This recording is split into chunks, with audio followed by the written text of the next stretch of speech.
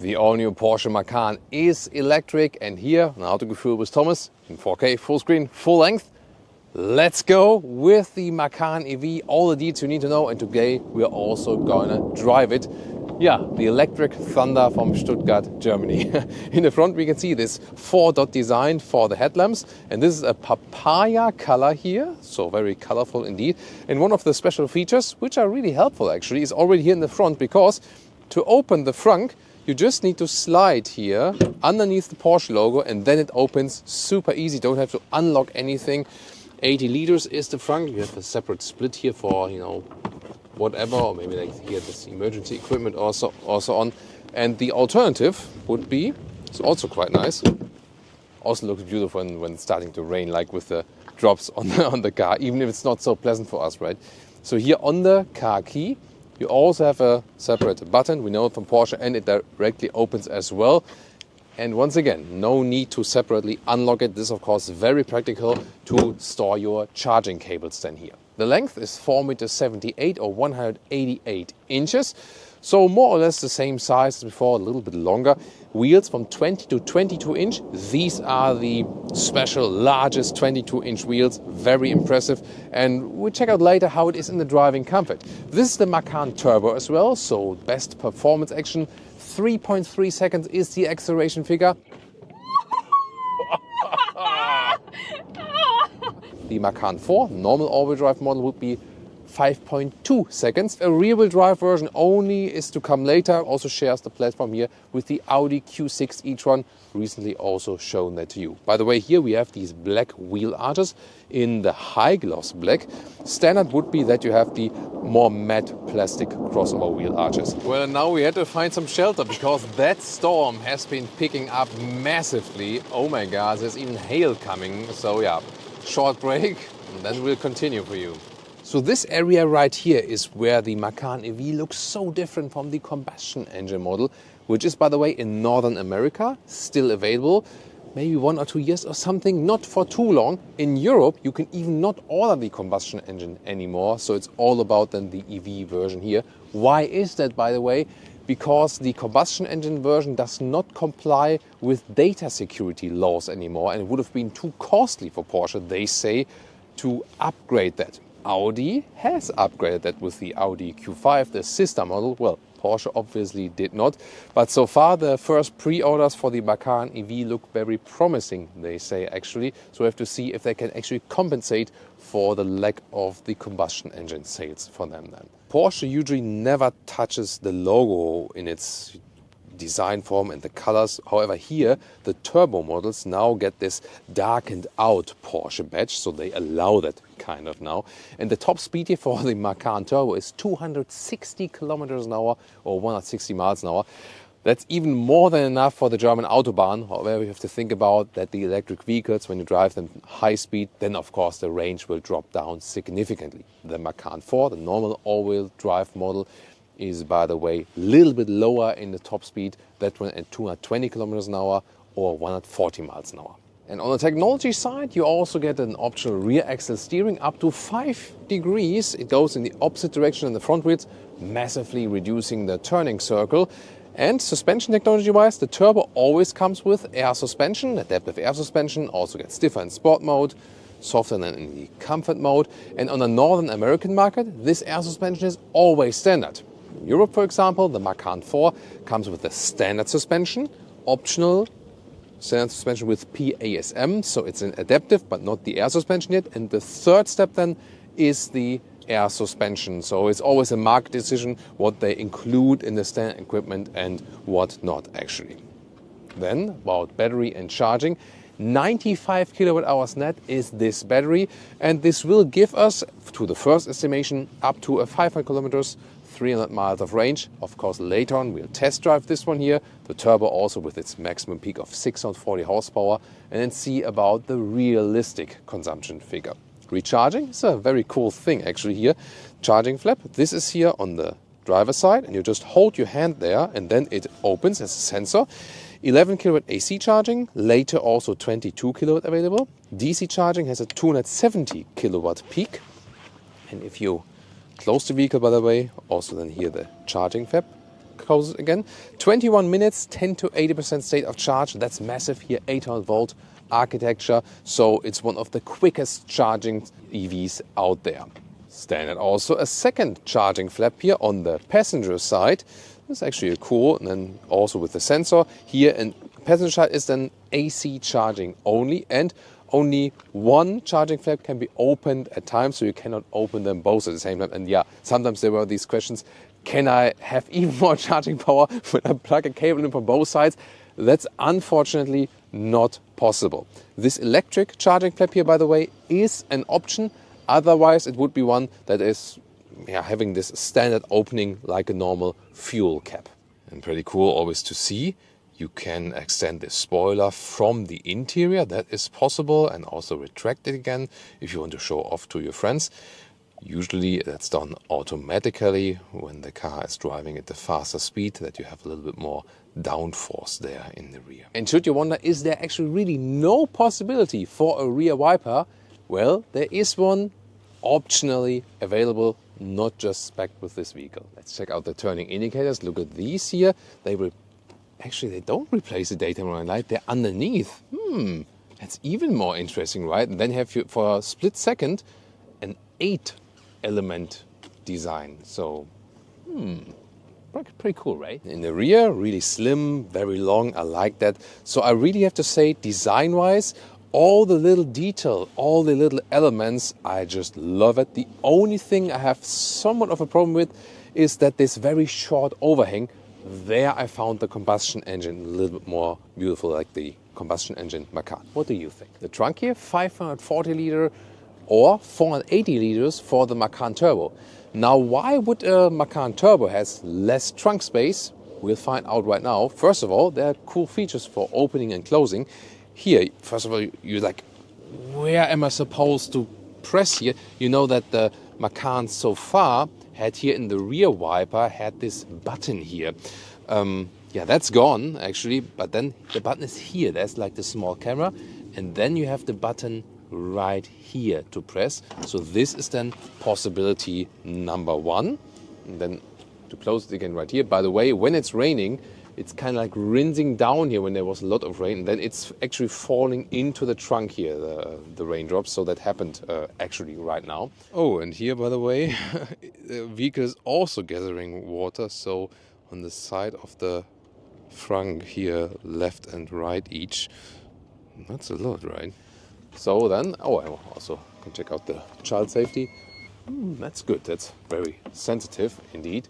So, and the second thing is, because they thought about how can we make opening and closing the boot even easier, and then they did some prototype testing, and sometimes maybe you have a DC cable you want to put on that side, but it's then on here. Then when you're having like cable action underneath the vehicle, sometimes these swiping gestures, they make the trunk close on your head when you stand here, have your feet underneath there.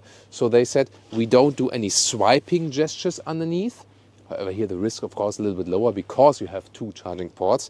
But then anyway, they went here for a kicking sensor, that you kick here, like where the sensor is also the exterior sensor. Then you kick here underneath. Now you don't have to hit the car, of course. Then it opens. And then it has the second feature. So let's say you want to take out very heavy things, or maybe have like, in both hands something, and then you want to go back again. Then you can kick it again. It's also supposed to have like a short sound coming. I mean, does it now? Let's see. No, maybe again. So let's see. So you kick it here. Then you heard the sound. And when you heard the sound, then you move away from the vehicle, and then the trunk is closing automatically. So you don't have to put the things away first, maybe in the mud or something. And that's a very cool feature, actually. So yeah, they really thought about it. And yeah, maybe it's not about the charging cable, but to me it really happened a lot of times already that I was putting something in the trunk, like here, and my feet were underneath here, and then the swiping gesture was activated because my feet were underneath the trunk here, and I was doing like this, and then it closed on my head, like so. That's happening. Does not happen here for the Macan, because these sensors here also detect if you are standing there, and if you're standing here, the trunk will not close on you. Cool thing, right? The width here is easy, 1 meter or 40 inches. And then the length here is about 90 centimeters or 35 inches. So we were talking about the Macan Turbo and why it has less liter of luggage space. And the secret revealing is here underneath, because you have some space underneath usually, unless you go for this Burmester sound system with the subwoofer, which is standard for the Turbo. So if you go for the Macan 4 but get the same sound system with the subwoofer, then again you also only get the 480 liters, because they count the liter figures from underneath. Folding the seats, you can do it from here, from the trunk. That's a cool thing actually. There we go. That they really fold flat. So I did it now. You have to move the seats a little bit forward and then move them backward again. Otherwise the rear bench would hit the forward seats. But overall, I think trunk-wise and so on with these solutions, yeah, it's actually quite flexible. I like that. Oh, and by the way, about towing, first of all here, this side panel is a little bit loose. So when I press this button here, the whole thing goes in. That's not that good. However, what is good, that here, when I press this one, there's a towing hook available even. It's like half automatic, I would say. And it can indeed tow up to 2 tons, which is already kind of significant for an electric vehicle. This is the key fob, beautiful, and also here is a different material than in the front. You can also get individualized ones in your vehicle color, by the way. And then the door closing sound is frameless, by the way, and dual installation, both in the front and in the rear. Yeah, I would say it's okay, considering it's frameless, it's still quite decent. Then, inside of the doors, nice ambient lighting integration. Here in this case then carbon fiber inlets. However here, hard plastic without any felt covering, just a little bit rubber ground there. But come on, for this price, this needs to be covered in felt, I feel. Macan Turbo entry badge in the lower part. And in this case, an all black interior. I would say, take a seat, young Skywalker. Head restraint adjustment, by the way, here. Back and forth. So yeah, why not? It's an easy solution and also feels kind of stable. Cockpit clean, a lot of straight lines, also nice ambient lighting integration here. 2 11-inch screens. The passenger screen on the right side is an option, and while driving can only be seen from the passenger. Soon more details to that. Curved instruments here. Yeah, the steering wheel does block always a part of it, and the steering wheel itself, sporty as we know it from Porsche, also here with the darkened out Porsche logo here in the Turbo. But I still have, for example, like a volume jog at the steering wheel. Also here this drive mode selector, easy to control for normal, sports and sport plus and so on. And then you have this flying middle console right here with more space underneath. Cup holders, adaptive, also with illumination. And my favorite, real climate unit, clicking sounds and so on. That's awesome. In the front, you slide open an inductive charging pad, which is also cooled. And if you want to charge with the cable, you could also put the cable like from the lower part to the upper part. There's a special hole for that one. But yeah, when the inductive charging pad is cooled, it's actually also cool to use. You got that one? Okay, it was a little bit flat maybe. Then here, the middle armrest, put it up, even more space underneath. And the seating comfort in general is actually quite decent. The only catch is that here for the Turbo, there's no alternative to animal skin.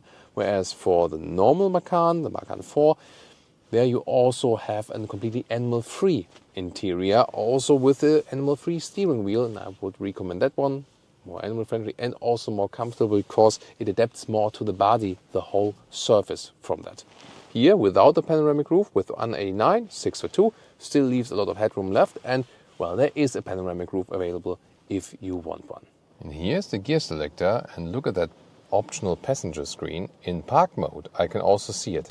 When I put in drive mode, it's gone, but just for me. Leah could still see it from her perspective. Just not me. Here when I'm in park mode again, it appears, disappears in driving, not to distract anyone. There you can see this effect coming over to the passenger side. Then there it is. The infotainment has this main menu, and especially exciting are always the driving selections here. So you can activate the electric sports on or deactivate it if you want this additional sound actuator. And here, yeah, that's what I did initially from the outside. Always fun to deploy the spoiler. Of course, it does it automatically at higher speeds. The head-up display appears quite large, also very crisp, but just in a very specific view angle. Like here, like this, it's super crisp. But when I just move a little bit more like downward or sidewards, it feels like it's kind of like blurry on one of the eyes. So you really need to hit the exact angle that it's sharp. So yeah, I've seen head-up displays which are more forgiving in the angle you're watching it. What I also like is here this manual volume jog in the central console, and seat heating is also in the separate field. But however, you see here, you move that whole thing here. But it's interesting that it's, let's see here, it moves as a complete button, and then this individual field is activated. Yeah, and high gloss black also collects a lot of scratches and fingerprints and so on. But yeah, as long as we have the metal knurling here, I'm still happy. Rear doors also frameless. Nice here from the build quality from the handles. However, then on the inside here, all hardpack. At that price point, doubtful in that very detail. Then, well, as I'm driving, it's not too much legroom left here, I have to say. The seats are quite voluminous. It works here for a tall adult to drive behind a tall adult, but considering it's an electric vehicle and they should use more of that space and the wheelbase is longer than in the standard Macan, I think there should be more legroom. Headroom is, however, no problem with 189 or 6'2". And well, the comfort from the base ergonomics here is also okay, but again, there's not much space here. So for the whole family and so on, maybe not ideal. Fold down this one here, then there are adaptive cup holders. That is very good from the build quality here, very solid and everything. This also, have you heard that? When you really you're on the boat and close something.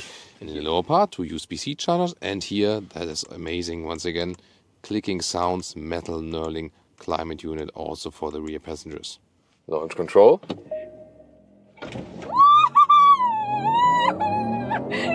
Oop, that was 100, like 99. Whoa. Was that even 3 seconds? And that was even, yeah, you know that Porsche sometimes underestimates the acceleration figures. I think that's what happened here. I mean, that was 1 second. Yeah, it more felt like 2 seconds, like in a Taycan Turbo GT or in a Model S Plaid. I mean, and this was even slightly uphill. Yeah, that's some crazy stuff, definitely. And you maybe also heard it. I turned this generated sound on. You know, feel that, hear that also. It's subtle, it's not too pronounced. You do have some kind of feedback. Yeah, the Lear meter also went off the scale for sure. Yeah, it's very extreme, especially for the passenger when you don't have like this combustion engine growling when you accelerate. So in the electric vehicles, it feels more extreme in a way. The combustion engines, like the sound is more extreme in a way, but then you also prepare your body for that a little bit better. But I mean, yeah, with the sound, you can turn it off at any stage if you like. It's also interesting that by standard, it's deactivated, and then even when you switch the driving modes, it gets deactivated, and then you turn it on or off again. So at the moment here, it's off. In the Sport Plus mode, I also have, oh my God, it's absolutely crazy how it accelerated out of the corner and it hooks to the road that well. Yeah, obviously you've seen we waited another day to get more, better weather for this driving part here. It's absolutely crazy. So the big first question is, of course, how is it in comparison to the combustion engine model? And you know, I've driven all the version, Macan, Macan T, Macan S, Macan GTS, Macan Turbo, when it was still available.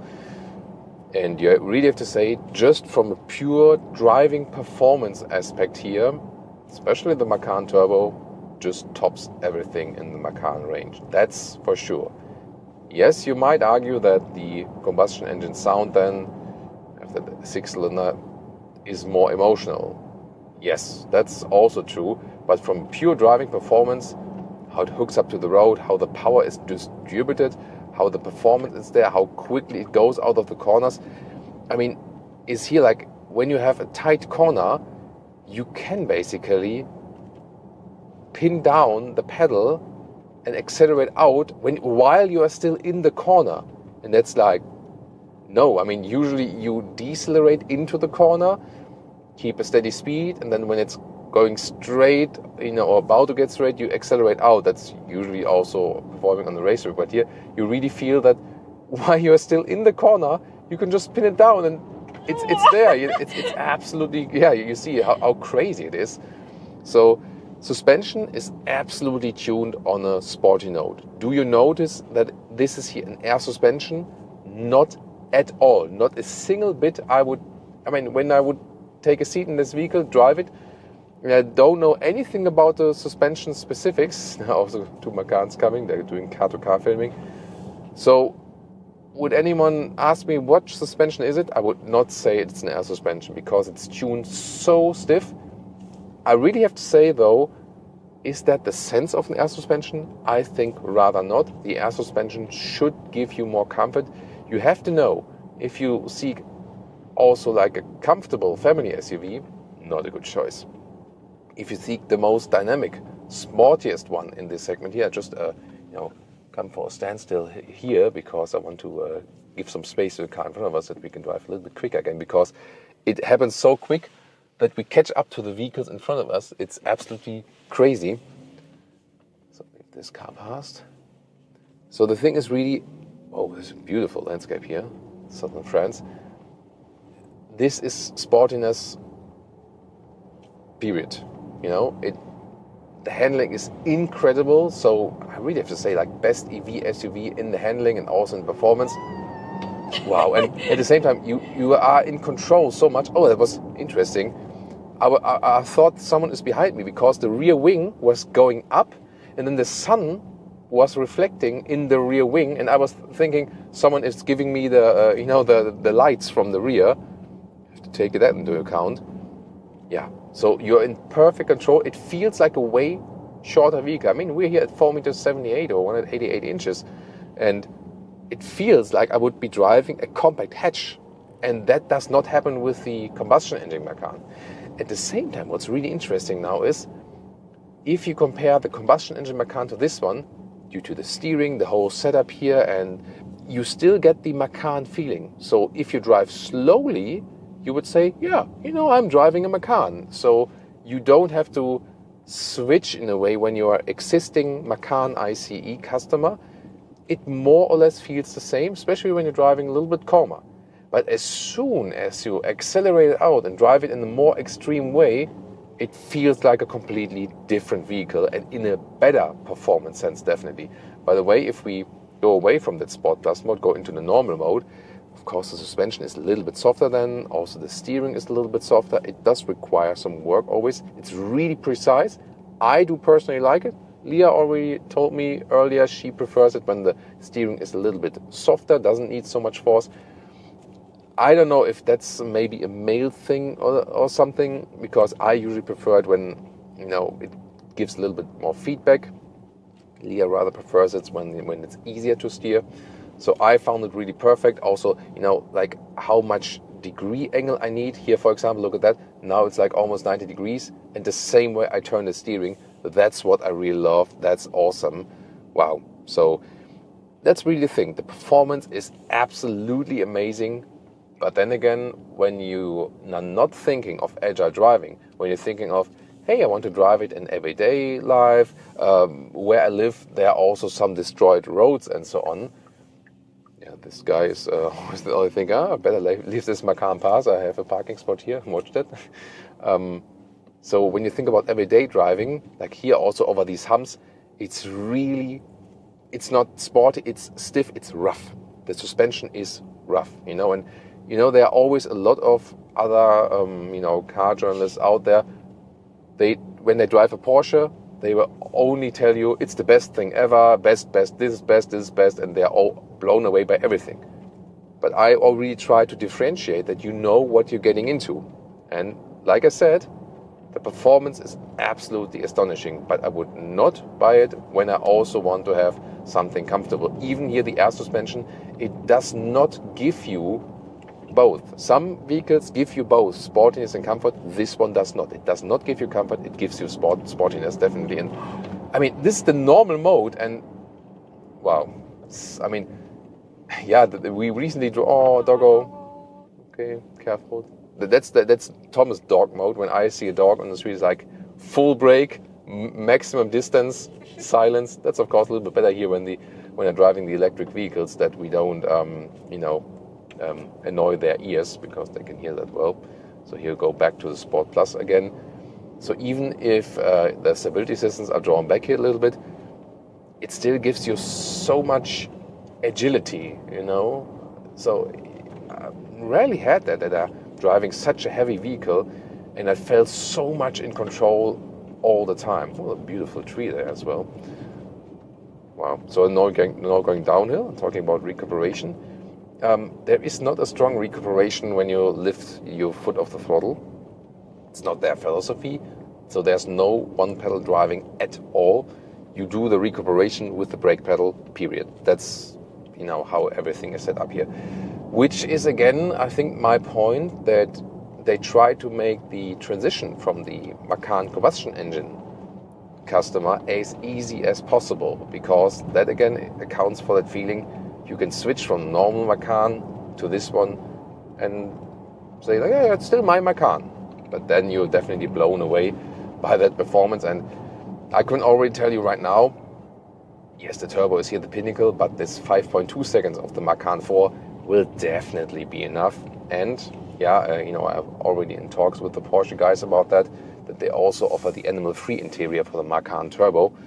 And I guess they will change it at some point as well, because at this moment this would of course be a major reason also to go for the Macan 4, that you can also get this more comfortable animal-free interior. Yeah, and of course care about the animal aspect as well. Also going downhill, because the weight now is pushing me in the corner, but still, sometimes I have these electric vehicles where I think, yeah, it's enough of weight, you know, come on. Yeah, here now maybe you feel, you know, when it's getting tighter and then all the weight is pushing. But still, yeah, they're doing everything they can to counter that feeling. What else can you do for more comfort? These are here the 22-inch wheels. And you can stick with the 20-inch wheels, then you also gain more comfort. So at this moment, probably my best configuration would be a Macan 4 animal-free interior, 20-inch wheels, and then you still have comfort, because what I'm doing here right now is amazing to experience, but most customers of the Macan EV will 90% of the time not do this, but straight motorway, in the city and so on, and then the comfort aspect is even more important, and you still have enough of sportiness left then. Yeah. At the end of the driving part, by the way, because here topography changes are no problem for EVs as for the consumption, we'll also give you an extended update about our final concise test consumption for today. Pricing on the Northern American market, so the US, around $80,000 for the Macan 4, $105,000 for the Macan Turbo. German prices, European prices in euro. The standard Macan 4 at the moment, 85,000 euros, 115,000 euros here for the Macan Turbo. However, without extra equipment. The vehicle, as it stands here right now, 140,000 euros. That's of course super expensive. Yes, the performance in charging and so on, all the EV facts are actually very decent. However, you also have to think about what other vehicles you could get for a much, much lower price. But that's not specific to the Macan EV, but in general, of course, to Porsche. Yeah, and so quickly the weather can change from one day to another, actually. After driving, what could we score on our test loop, which included launch control, acceleration, a lot of topography changes, of course not an overall high-speed average, so longer way motorway, German Autobahn, high speed we will do at a later stage again with this vehicle, but on our test loop, which would be a test loop that we would have done with the combustion engine Macan, for example. Here we could score some 19 kilowatt hours on 100 kilometers, which is quite decent. That's 3.3 miles per kilowatt hour, and that means exactly the estimation figure from earlier, 500 kilometers or 300 miles of real-world range. Yeah, I think you can live with that, considering also that battery size. Question is just, do you like the new Macan EV, or would you rather tend to go with the sibling, the Audi Q8 e-tron, or for that price buy 3 Tesla Model Y?